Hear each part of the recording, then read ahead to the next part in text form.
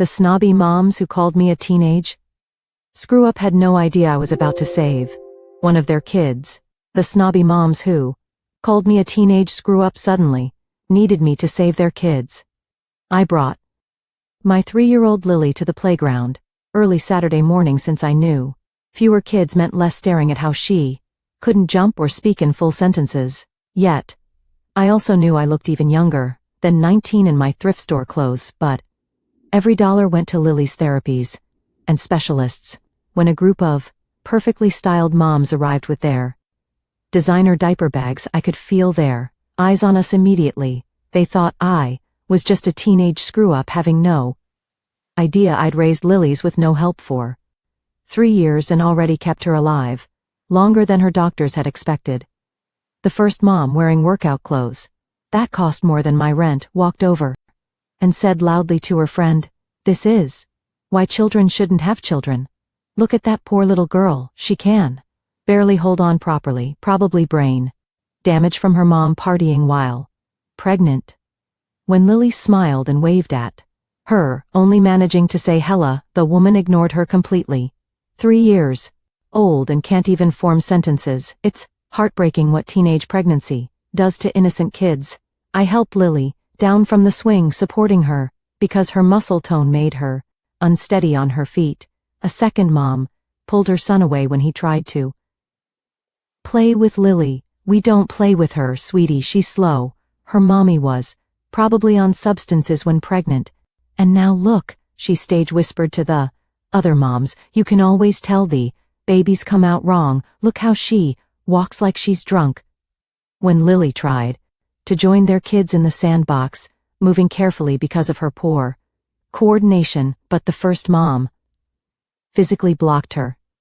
"I'm sorry, but your daughter is too delayed to play safely with normal children. She might hurt someone." Lily reached for a bucket, and the woman snatched it away.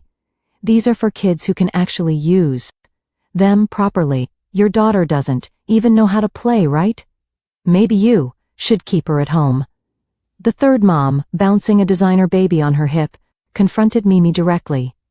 "How old are you?" 12. "Let me guess, you got knocked up in middle school and kept it because you thought babies were cute." She looked at Lily struggling with climbing stairs and shook her head. "Now this broken child has to suffer because of you. She'll never read, never write, never have a real life because you were selfish." I swallowed back tears and leaned over to help Lily with her shoe. And they surrounded me. "She can't even dress herself at 3. That's what happens when you drink and smoke while pregnant." Another added, "She's probably on welfare using our tax money to pay for the damage she caused. That child should be taken away." Lily fell trying to run after the other kids, and when I rushed to help her, the first mom grabbed my arm. "You've already ruined her enough. Maybe if you let her struggle, she'll develop something, since you didn't give her a working brain."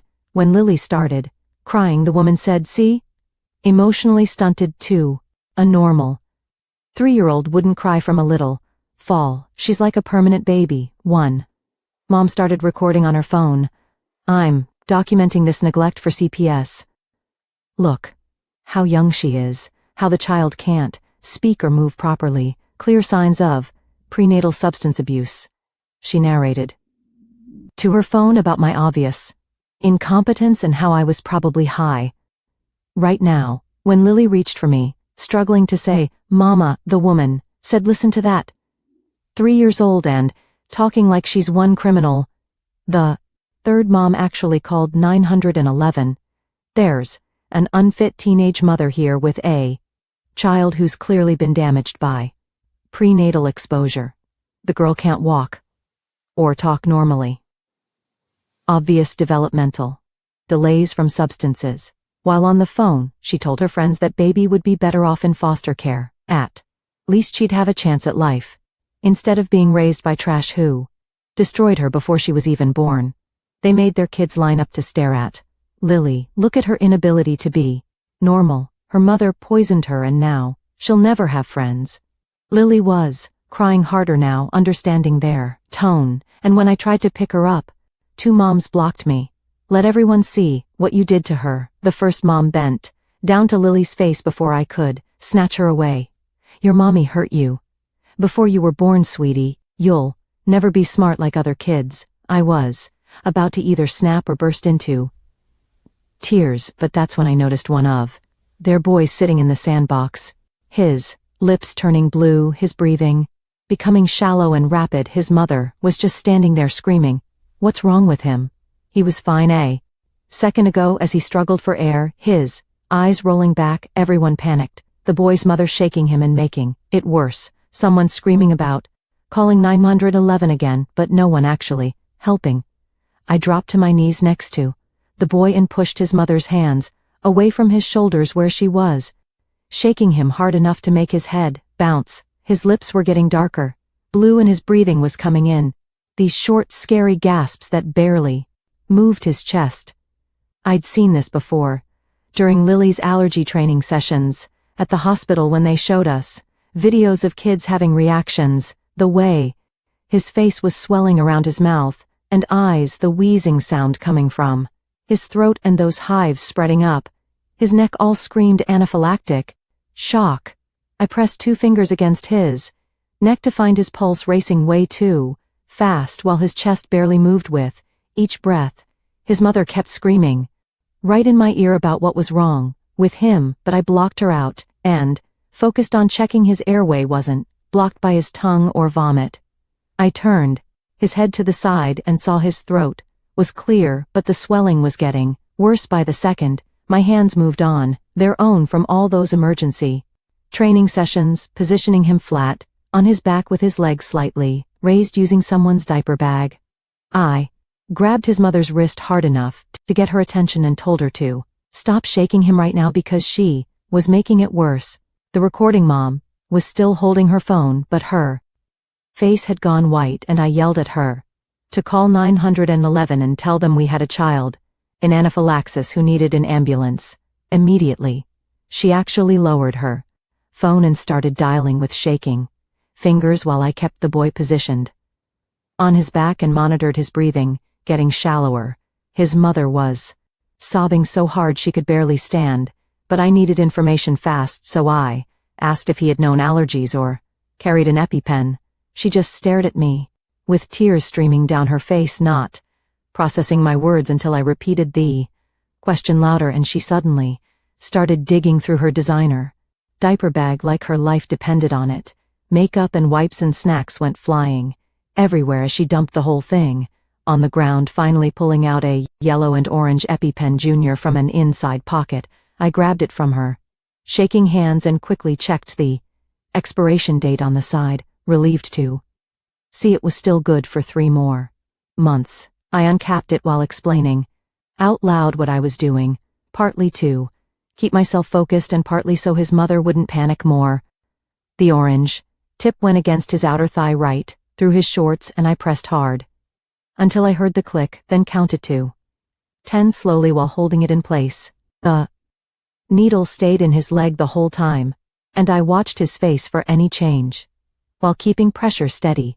After 10 seconds I pulled it out and massaged the injection site for a few seconds, like they'd taught us. His breathing started to ease just slightly after about 30 seconds, not normal but better than those horrible gasps from before. The blue color around his lips faded to more of a gray, and his chest started moving more with each breath. I kept him lying flat on his back and told one of the other moms to go stand by the parking lot to flag down the ambulance. When it arrived, his mother dropped to her knees beside me, sobbing and asking over and over if he was going to be okay. I told her the EpiPen was working, but he absolutely needed to get to the hospital right away because reactions can come back. My voice stayed calm even though my hands were shaking as I kept 2 fingers on his pulse and watched his chest rise and fall. Lily had crawled over and was sitting quietly next to me, patting my leg with her little hand like she knew something serious was happening. The same women who'd been calling me an unfit mother 5 minutes ago were standing in a circle around us, completely silent now. Nobody said anything, but the whole feeling in the air had shifted as I relayed information. To the 911 dispatcher through the recording mom's phone. I told them the boy was approximately 4 years old, had received 1 dose of epinephrine 2 minutes ago, was conscious but not fully responsive, and his breathing had improved from severe to moderate distress. The dispatcher stayed on the line and I kept reporting his vital signs every 30 seconds while we waited. The ambulance pulled up exactly 8 minutes after the call, though it felt like hours, and EMT Derek Brennan jumped out with his partner already pulling equipment. Derek dropped down next to me and immediately took over, his hands moving fast but smooth as he checked the boy's airway and breathing. He confirmed I did everything right, while getting oxygen on the boy's face, and asked me to describe exactly what happened from the beginning. I explained the timeline while Derek got in fourth, started in the boy's arms, saying I'd noticed the blue lips and recognized anaphylactic shock from my daughter's medical training. His partner was already preparing medications while Derek worked, and the boy's mother finally managed to tell them his name was Aiden and he was allergic to tree nuts. She said he must have touched something at the playground, but she didn't see him eat anything. Derek looked up at me while adjusting the oxygen flow and asked if I was medical personnel or a nurse. I explained that my daughter Lily had multiple medical conditions that required me to take emergency response training, including recognizing and treating allergic reactions. He nodded and turned to Aiden's mother, telling her clearly that my quick response with the EpiPen had probably saved her son's life because anaphylaxis can close the airway completely in minutes. Delaney's face went white as Derek's words sank in, and she turned to look at me with tears running down her face. Her mouth opened and closed like she was trying to say something, but the words wouldn't come out. She reached toward me, then pulled her hand back, then reached again before dropping it to her side. The same woman who'd called me trash 20 minutes ago was trying to thank me for saving her kid and couldn't get the words past her throat. Derek's partner was already moving Aiden onto the stretcher while Derek kept the oxygen mask on his face and adjusted the IV drip. Aiden's eyes were open now and tracking movement, though he still looked pretty out of it. Derek glanced at the third mom, who was still holding her phone from the 911 call, and asked if she was the one who called about an unfit mother earlier. She nodded slowly, and Derek made a note on his tablet saying he'd be adding to his report that the teenage mother in question had provided emergency medical care that likely prevented a fatal outcome. The third mom's face went red and she looked down at her phone like she wanted to disappear into it.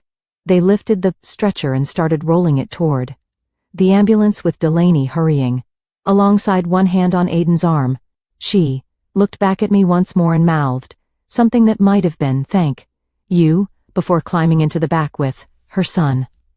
Derek closed the doors and the ambulance pulled away with its light still flashing, but no siren this time. Since Aiden was stable, my legs started shaking as soon as the ambulance turned the corner, and I had to sit down right there on the playground bench. The adrenaline that had kept me focused during the emergency was draining out and leaving me feeling like jelly.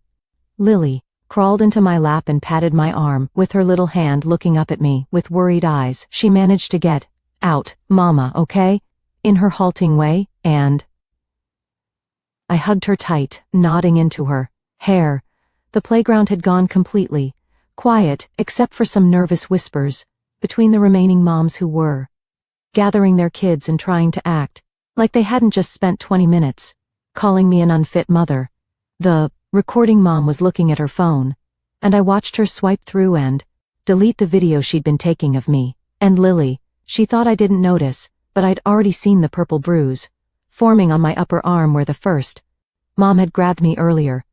I shifted Lily to my other arm and pulled out my phone to take a quick photo of the bruise, making sure to get the whole thing in frame with good lighting. The timestamp would show it happened today, and I had a feeling I might need evidence of what really went down here.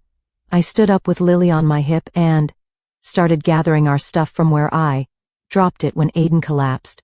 My hands were still shaking a little as I picked up Lily's sippy cup and the platila bag of goldfish crackers we'd brought for snack. The other moms were trying to catch my eye now, some of them, opening their mouths like they wanted to say something, but I kept my focus on getting our things together. The third mom, who'd called 911 about me, walked over and touched my shoulder lightly. She started saying something about how she was just concerned about Lily's welfare and didn't mean anything by it. I shrugged away from her touch and kept packing our bag without responding. She kept talking, saying she was a mandated reporter at her job and felt obligated to call when she saw what looked like neglect. I hoisted the bag onto my shoulder and picked Lily up, walking past her toward the playground exit. Without acknowledging her attempts to justify herself, 2 other moms tried to stop me on the way out, one saying she hoped there were no hard feelings and another asking if I needed anything. I kept walking, focusing on Lily's weight in my arms and the rhythm of my steps on the sidewalk. The 15-minute walk home felt like forever, with my body still coming down from the adrenaline high and Lily getting heavier with each block. She fell asleep against my shoulder. About halfway there, her breath warm against my neck. Once we got to our small apartment, I laid Lily down for her nap in her toddler bed and sat at the kitchen table with my laptop. My hands had finally stopped shaking enough to type as I opened a new document and started writing down everything that had happened at the playground. I put in timestamps starting from when we arrived at 8:30 a.m. when the group of moms showed up around 9:15 and documented each cruel thing they'd said about me and Lily.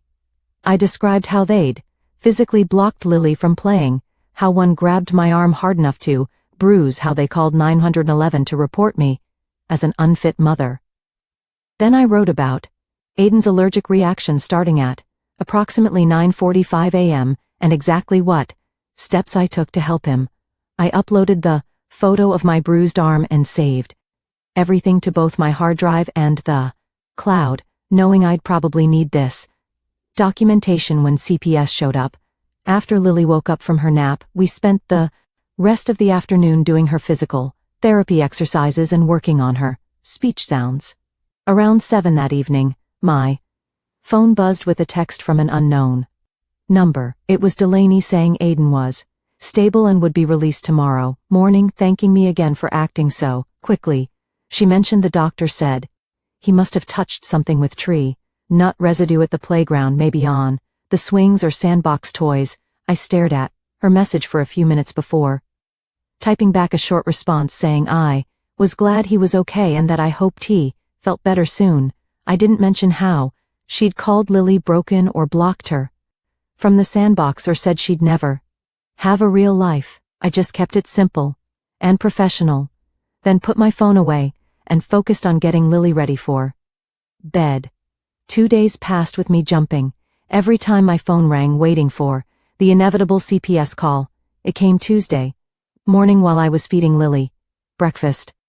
The woman identified herself as Zara Qualls from Child Protective Services and said they'd received a report of concern about my daughter's welfare. My stomach dropped even though I'd been expecting this call.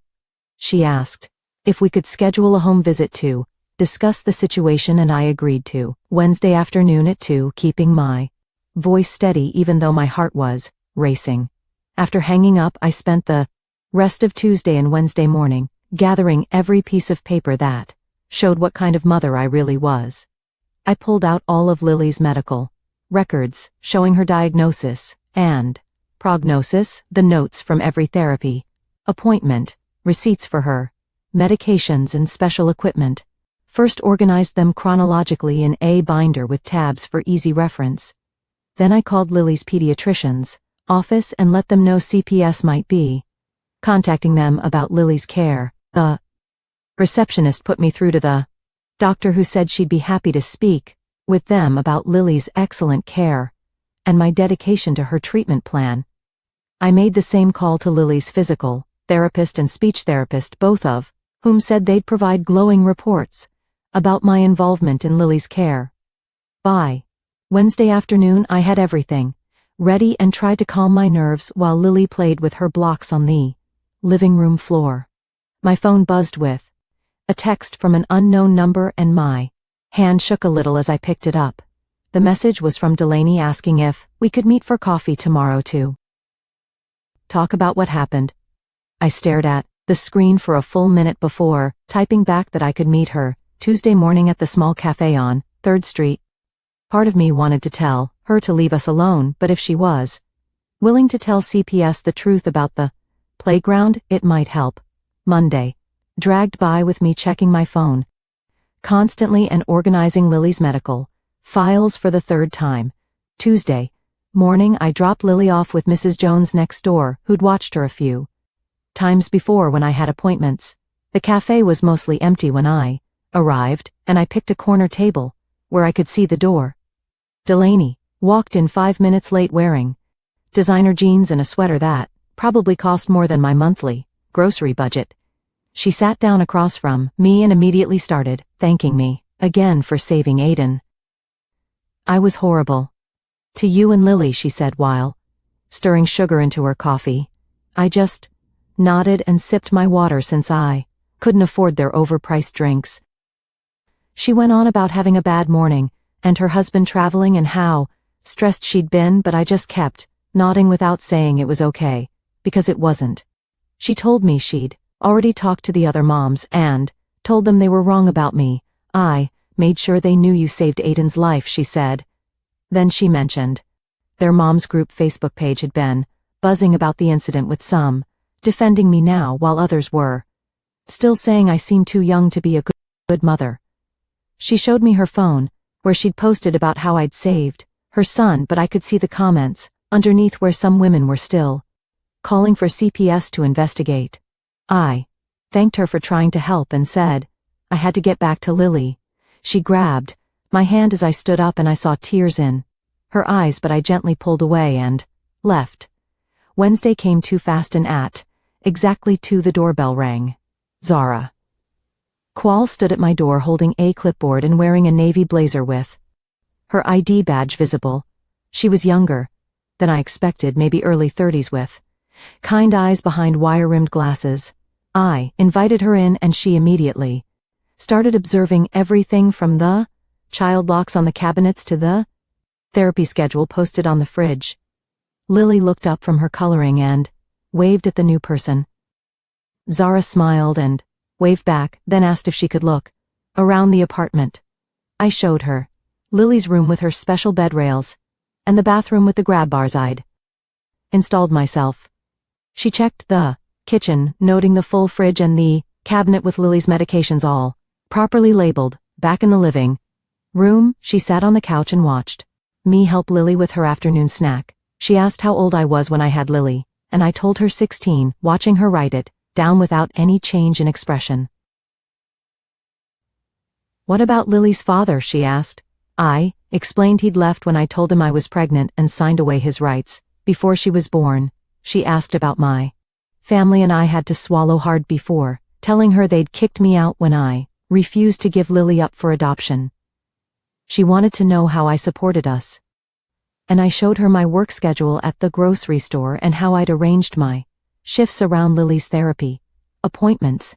Then she pulled out the medical records I'd organized and started going through them carefully. She seemed genuinely impressed by the consistency of Lily's appointments and asked specific questions about her diagnosis. I showed her the receipts I'd kept for every therapy copay, every piece of special equipment, every adaptive toy I'd bought. She studied the papers showing how I'd fought with insurance to get Lily's therapies covered in one. I pulled out my phone and showed her the photos of the bruise on my arm from where that mom had grabbed me. I explained everything that happened at the playground while she took detailed notes. She asked for the names of the women involved and I gave her Delaney's information plus descriptions of the others. I'll be interviewing witnesses, she said while writing. She spent the next 20 minutes just watching Lily and me together. Lily